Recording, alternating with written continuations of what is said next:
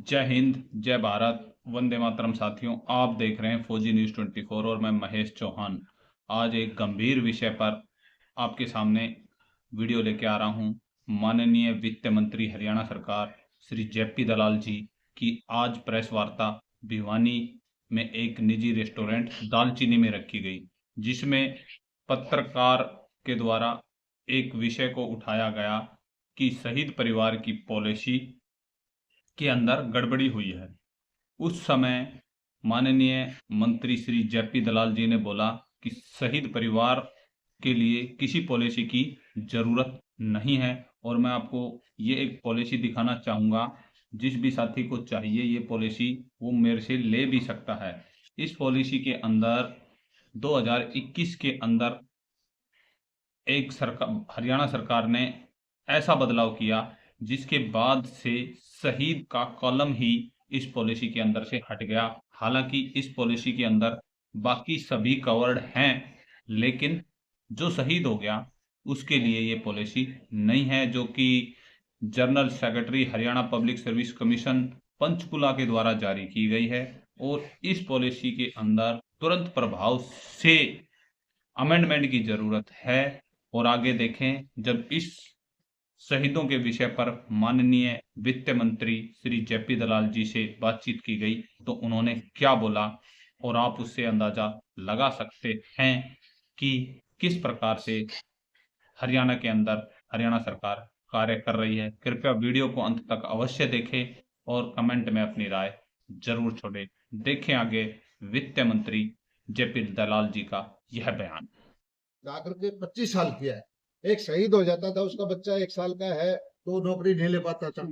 उसका बच्चा 4 साल 5 साल 6 साल तक भी नौकरी नहीं ले पाता था। लेकिन वो उसको नीति को हमने बदल दिया कि उसका बच्चा 25 साल बाद तक भी नौकरी मांगेगा तो हम उसको दें।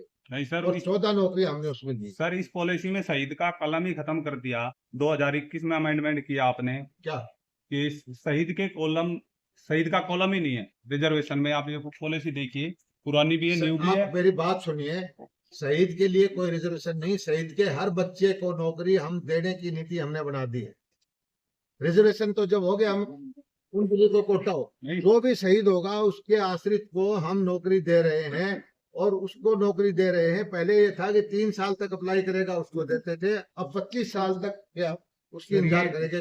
पॉलिसी बनाते समय किसी क्लेरिकल गलती हुई, यानी वो पॉइंट डिलीट हो गया। नहीं सर पॉलिसी है, आप पढ़ सकते हैं, क्या रिटर्न में पॉलिसी है। इसमें शहीद, क्या है? इसमें सर क्या हुआ, डिसेबल्ड पेंशन, डिसेबल्ड हो गया सोल्जर उसको है, रिटायरमेंट जो एक्स सर्विसमैन है उसको है, लेकिन जो शहीद हो गया उसका बच्चा भी है यहाँ पे, वो घूम भी रहा है हरियाणा सरकार के चक्कर। वही शहीद का बच्चा नहीं घूम रहा, शहीद का बच्चा यही यही आप एक बच्चा दिखाइए, कौन घूम रहा है? डॉक्यूमेंट लेके एक बच्चा दिखाइए।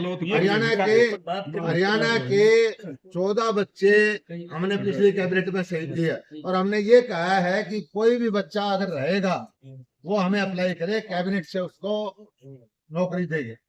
उसके लिए कोई नौकरी अप्लाई करने की जरूरत नहीं, कैबिनेट से हम दे रहे हैं। सर कई बार ज्यादातर कोर्ट में मामले हैं नौकरियों के, उसको लेकर के ये कई बार कहते हैं भी पैरवी नहीं करती गवर्नमेंट, अपने एजी को इनको पैरवी नहीं करती। न्यायपालिका अपनी जगह, अब कोर्ट के ऊपर कोई टिप्पणी करना उचित नहीं होगा। हर आदमी को कोर्ट में जाने का हक है और उस न्यायपालिका का। बच्चे ये कहते हैं गवर्नमेंट अपना एजी के माध्यम से, डबल एजी के माध्यम से वो पैरवी जो करते हैं, इनका पक्ष नहीं रखते हैं कोर्ट में, टाइम पे तारीखें लेते रहते हैं। उस तरह की आरोप जो है सीटी में अलग अलग भर्तियों के प्राप्ति लगाते हैं। जो नौकरी देती है अपने स्टैंड पे कायम रहती है, नौकरी के लिए आखिरी दम तक लड़ाई लड़ती है। और यही वजह है कि पिछली हुड्डा सरकार के अंदर इतनी नौकरियां निरस्त हुई, हमारी सरकार के अंदर 1-2 को छोड़ करके हमारी सारी नौकरियां बरकरार।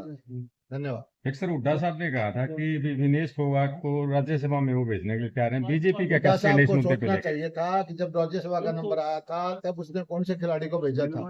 हमारे क्षेत्र की बेटियां थी, बबीता थी और ये गीता थी, इनको नौकरी तक नहीं दी थी, उसके लिए संघर्ष करना पड़ा था। ये राजनीति करके गुमराह करने की कोशिश कर रहे हैं। जब उस टाइम राज्यसभा भेजने का वक्त आया था तो अपने घर से बाहर इनको दिखाई नहीं दिया। सर एक बात और भी है कि बीजेपी से जो राज्यसभा उम्मीदवार है वो पंजाब से लाने की बात बीजेपी कर रही है, ये कहाँ तक सही है? क्या अभी मानते तो हैं? क्या हरियाणा से रहेगा, अभी पंजाब से फैसला रहेगा? नहीं हुआ है, ये हो फैसला सकता है पंजाब से। पहले ही न, क्या हो सकता है क्या नहीं हो सकता। कांग्रेस ने यहाँ से बहुत सारे हरियाणा के, वहां राजस्थान से बन के आए, और कभी कोई किसी प्रदेश से बन के आता है। जो फैसला होगा चलिए ऐसा है।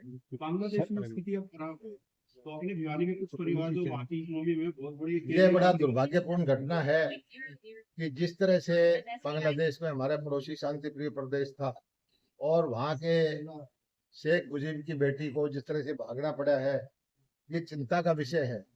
और खास करके हमारे जो हिंदू समाज है, जिस तरह से मंदिर जलाए जा रहे हैं, जिस तरह से उनको टॉर्चर किया जा रहा है, भारत सरकार और प्रत्येक हिंदू जो भारत का है वो चिंता में है कि ऐसी घटना हो रही है हमारे पड़ोस में, ये नहीं होनी चाहिए। भिवानी के किसी परिवार से बात हुई आपकी, जो केजरीवाल परिवार वगैरह वहाँ की इकोनॉमी में मेन वो वो हमारा विदेश मंत्रालय से क्षेत्र में है, व्यक्तिगत तौर पर नहीं है। ये तरीका विदेश मंत्रालय के थ्रू ही हो रहा है। हम कोशिश कर रहे हैं कि हमारे जो परिवार वहां फंसे हुए सबको निकालें, और मोदी जी की सरकार आने के बाद जहां भी समस्या में भारतवासी कहीं आया है दुनिया के अंदर, हमने तुरंत उनकी सहायता की।